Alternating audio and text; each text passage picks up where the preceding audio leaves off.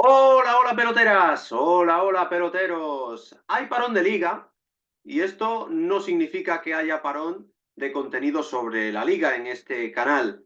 De hecho, en parte nos proporciona esta pausa en la actividad doméstica una oportunidad para recuperar contenidos que de otra manera no haríamos, para elaborar esas secciones que en el día a día, con la vorágine de los directos, que en general le dedicamos a los equipos más grandes, pues nos perdemos. Pero creo que hoy se nos presenta la oportunidad perfecta para redimirnos en este sentido, porque ha llegado el tercer cambio de entrenador en la última semana a equipos de la primera división. Ninguno de ellos es el más mediático, de los que llegan, de los que se va, de los equipos a los que pertenecen. Bueno, el que se fue, sí, Benítez del Real Club Celta, sí que lo podemos meter en la categoría de mediáticos, pero es la excepción que confirma la norma. Y yo le quiero dar un enfoque positivo a las incorporaciones de los nuevos misters, porque creo que tienen biografías muy chulas, la mayoría de ellos, y bueno, los tres, y que además en el pasado han hecho cosas que conviene recordar porque no se nos vienen a la mente de primeras, pero desde luego molan y pueden suponer un aliciente para los aficionados de estos nuevos equipos. De hecho, se cumplió el proverbio de que a entrenador nuevo victoria segura en dos de los tres casos, y en el tercero no lo descarto porque todavía no se ha estrenado. Hoy sabéis que llegó José Ramón Sandoval al Granada en sustitución del Cacique Medina, que claro, si hubiera sido el Cacique Alhambra, pues le habría ido mejor. Es lo que tiene, hay que pensar las cosas antes de hacerlas. Y el otro día, sin embargo, ya debutaron con éxito tanto Pepe Mel en la Unión Deportiva Almería como Claudio Giraldez en el Real Club Celta de Vigo, sustituyendo a Gaisca Garitano y al mencionado Rafa Benítez. A ver, podría dedicarme a rajar de Rafa Benítez, no os creáis que no me lo pide el cuerpo, pero ¿qué le vamos a hacer? Es un entrenador que ganó mucho y que fuera de los equipos en los que ganó una barbaridad, a mí no me ha dicho gran cosa casi nunca. Así que o muy bien o muy mal. Pero vamos con estos nuevos entrenadores, empezando por la rabiosa actualidad, porque lo de José Ramón Sandoval es alucinante. Tenía un cartel de, bueno, los he calificado a cada uno con una profesión. Tenía durante muchísimo tiempo el cartel de bombero. Esto es el tópico que se dice de los entrenadores que llegan a apagar fuegos a mitad de temporada, que son especialistas en situaciones de riesgo. Claro, un bombero a veces se quema porque está en situaciones muy peligrosas. A veces se quema, pero cuando consigue completar su misión, desde luego es un auténtico héroe, casi como en ninguna otra profesión. Y este ha sido el caso de José Ramón Sandoval hasta que hace 2 años lo dejaron de contratar después de una experiencia fallida final en el Fuenlabrada, que ya no tenía remedio. Claro, muchos otros equipos no tenían remedio y él se lo puso cuando los cogió, que además generalmente siempre es a mitad de año. Es que es el prototipo perfecto de entrenador que coge a un equipo a mitad de temporada y que lo puede hacer reaccionar. Igual no, igual ya el último electroshock que le da al equipo lo acaba de matar en vez de resucitarlo, pero es que hay muchos casos de lo contrario. Yo os digo más, os doy aquí un titular, que supongo que en el vídeo, como voy a hablar de los tres entrenadores nuevos, no lo voy a poner, pero si alguien puede salvar al Granada, cosa que yo dudo mucho, porque es una barbaridad, está a 13 puntos de la salvación, si alguien puede salvar al Granada, es José Ramón Sandoval. No tengo ninguna duda. José Ramón Sandokan, como le llamamos entre Gaby y yo, cuando todavía esto era campo, no había canal de YouTube que valiera, y en la pandemia nos dio por empezar a jugar a rebautizar a entrenadores. Álvaro Cerveza era Cervera era Cerveza, Cerveza era Cervera, está bien. Sandoval era Sandokan. Luego él dijo, Gaby dijo que Kamamuri tenía que ser Medinafti, el que ahora está intentando salvar al Alcorcón, que hizo lo propio con el Lugo. Bueno, no, creo que lo dijo eso de Juanfran. Juanfran, el exjugador del Celta. Bueno, que me desvío de la situación. El caso es que Sandoval, el bombero Sandoval o el pirata Sandokan, cada cual que elija lo que prefiera. Es un míster que llega para una misión imposible a 13 puntos de la salvación. Es verdad que al Granada le queda un partido más que a los otros 18 equipos que no son ni el Granada ni el Valencia. Se tiene que recuperar ese encuentro dentro de 2 jueves, 2, 3 jueves. Y, a ver, es una barbaridad, pero con la distancia que lo separa de la salvación. Pero con el Rayo, que fue la primera experiencia que tuvo en fútbol profesional después de tener grandes temporadas con su filial, con el Rayo lo ascendió a primera división. Y a lo que voy, me voy a fijar un poco en los arranques, porque es lo típico de que necesitas arrancar bien porque solo son 9 o 10 jornadas en este caso para el Granada. Rayo 2010-2011 consigue 5 victorias seguidas y consigue 7 de los 8 primeros partidos, 6 de los primeros 7. O sea, una auténtica barbaridad para ascender a primera división en una temporada que sí que comienza él. En primera división consigue salvar al Rayo en una temporada completa en la que la última jornada vence 1-0 con gol de Tamudo a precisamente al Granada. Así que caminos que se cruzan y no será la última vez que lo mencionemos en esta sección. Pero ya empieza el tema de coger a un equipo a mitad de temporada con el propio Granada Club de Fútbol, porque antes lo había hecho con el Real Sporting en segunda división. Es verdad que empieza sumando 7 de los primeros 9 puntos, pero aunque está año y medio en el club asturiano, allí no consigue gran cosa, porque lo que tenían que intentar era el ascenso y no lo logran. Pero coge al Granada en la temporada 2014-2015. Faltan 4 partidos. Está a 4 puntos de la salvación. Tiene solo 25 en 34 jornadas. Ahora son 14 en 28. Y el tipo consigue ganar 10 de los 12 puntos. Es cocinero, Sandoval, porque de hecho tiene restaurantes y demás. Pero no nos engañemos, ahí empieza a demostrar que es bombero. Vence en Córdoba, al Córdoba, en Getafe, en San Sebastián, y empata en un partido de pasteleo total con el Atlético de Madrid 0-0, en el que yo creo que incluso se llegó a cantar que se besen porque al Atlético le servía el empate para acabar en Champions también. Esta es la primera, pero quizás no sea la más meritoria de José Ramón Sandoval, del bombero Sandoval o el pirata Sandokan, porque al Córdoba en la 2017-2018 yo creo que es la mayor gesta que ha logrado.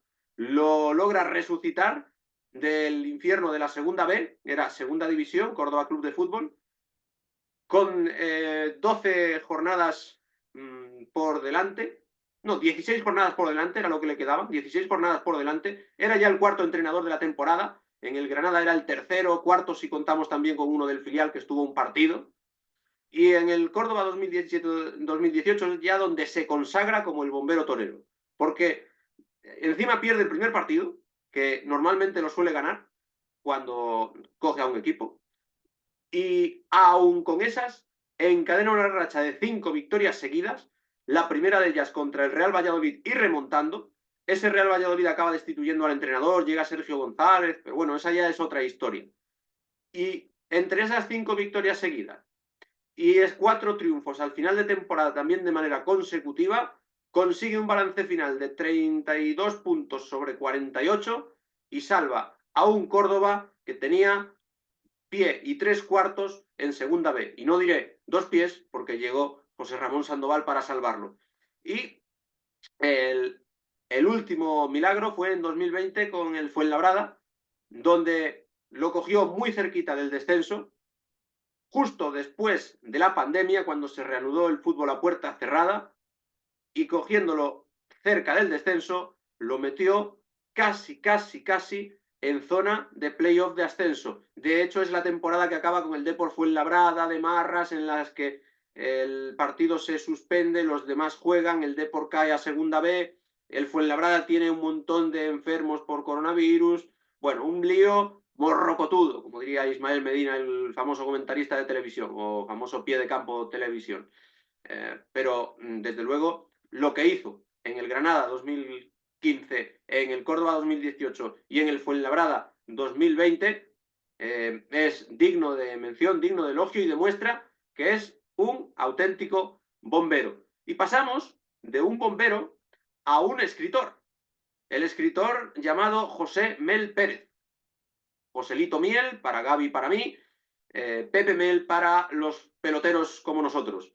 Pepe Mel, que es un mito del Real Betis Balompié, fue jugador del Real Betis, pero sobre todo fue entrenador en dos etapas, que es verdad que siempre tuvieron final agridulce, porque acabó siendo destituido a mitad de año, pero entre medias, dos ascensos, como bien sabe Alfonso Valle, y como me recordó el otro día, una filia por la cantera, una devoción por sacar a chavales, por sacar a muchachos, que yo no recordaba que fuera tan acentuada, pero desde luego que sí lo es, porque sacó hasta 16 canteranos del Real Betis Balompié en su primera etapa, los hizo debutar con el primer equipo en apenas 2 temporadas que estuvo. Eh, Además es muy curioso porque en esa primera temporada asciende junto a Sandoval, Pepe Mel. Temporada 2010-2011 de segunda a primera ascienden tanto el Betis como el Rayo Vallecano, dirigidos por los dos misters que llegan ahora de nuevas. Más curiosidades de Mel, pues a Cascoporro, por ejemplo, fue jugador para Bordalás en el Benidorm en una de las últimas temporadas como jugador de Pepe Mel. Siempre le ha gustado mucho la Copa del Rey. Quizás también por esto de dar oportunidades a los canteranos y que esta competición lo permite, llegó a semifinales con el Deportivo Alavés ya hace muchísimos años, porque es un entrenador que ha pasado por muchos equipos. En la temporada 2003-2004, si mal no recuerdo, con el Alavés en segunda división, pues lo llevó a semifinales de Copa. Eh, con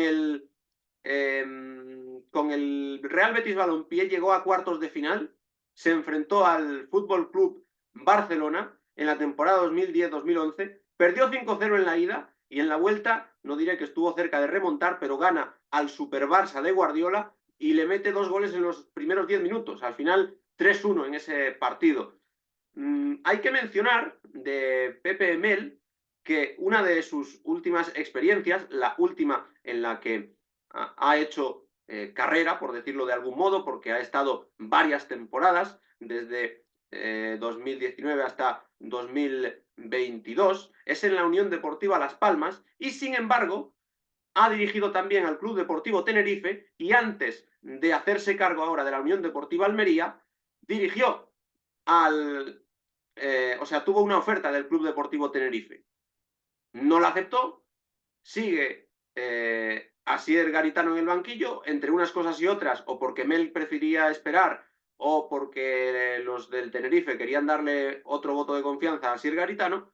El caso es que acaba en un equipo de primera, en la Unión Deportiva Almería, venciendo el primer día a la Unión Deportiva Las Palmas, que es el último sitio donde tuvo una trayectoria estable y donde sacó a Pedri, del que siempre se recuerda que Pepe Mel dijo: este chico va a ser un millonario y no lo sabe.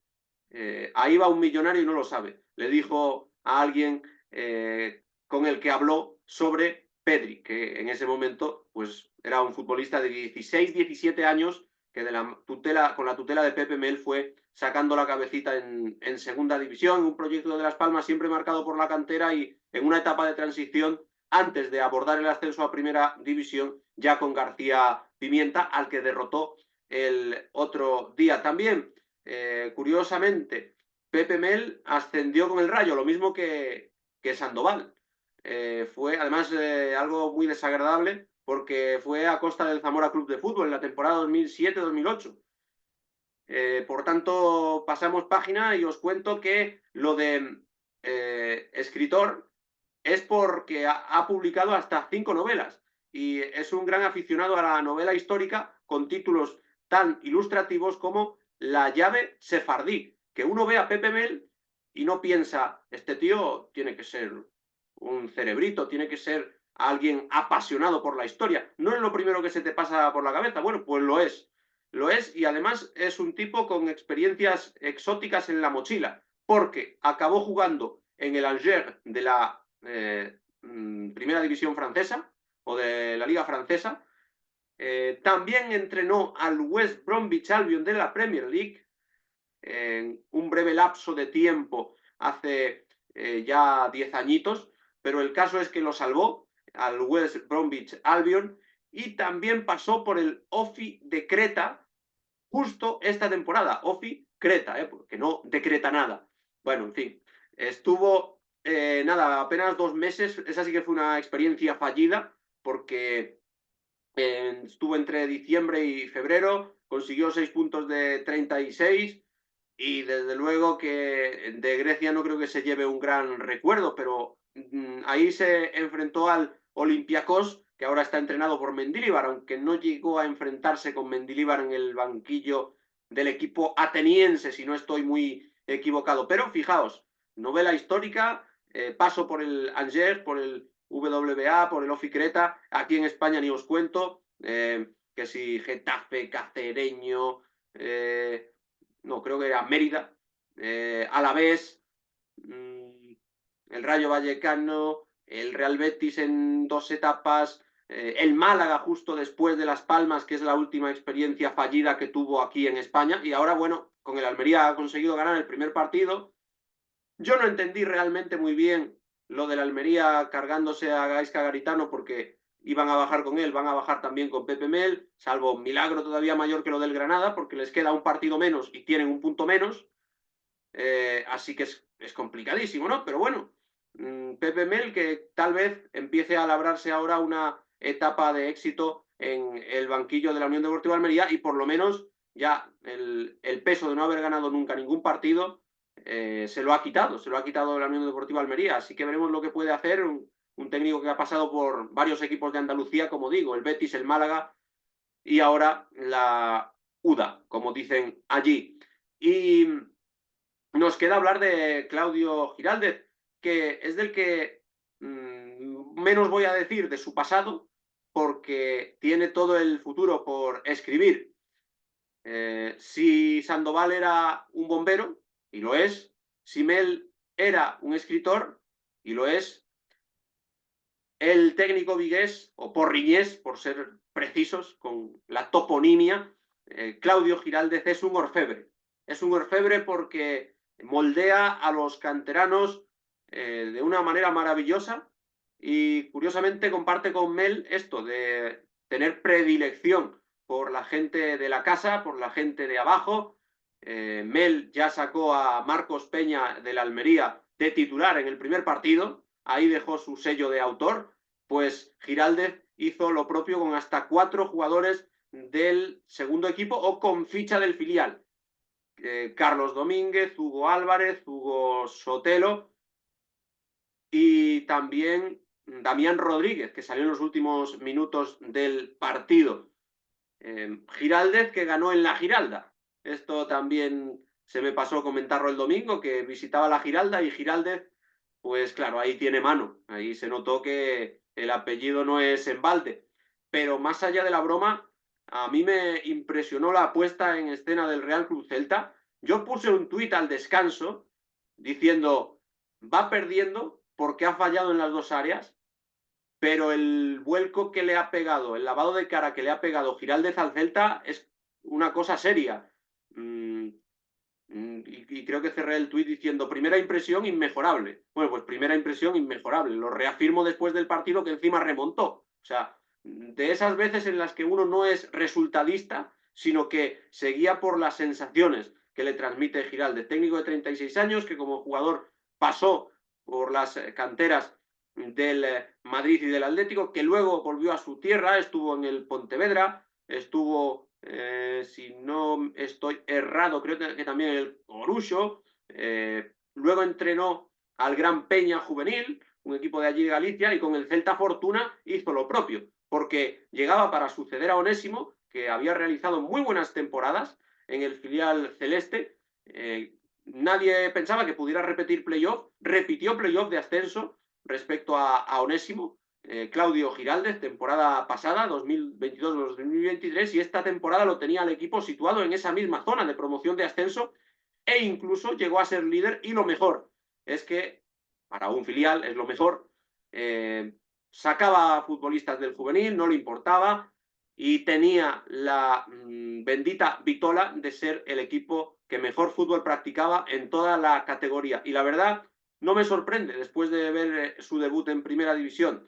Tuvo más de un 60% de posesión en el Pizjuán, de hecho creo que era un 66 según qué página mires. Llegó a tener fases del 74%. El Sevilla remató 11 veces. Es verdad que pudo marcar el 2-0, pero habría sido injusto por el global del partido. El Celta remató hasta 18 y sobre todo la sensación de que el equipo no bajó los brazos al encajar el gol pese a no merecerlo, de que había un espíritu combativo, un gusto por el trato de balón, una presión alta, desconocida e inaudita hasta la fecha con Rafa Benítez, un sello propio.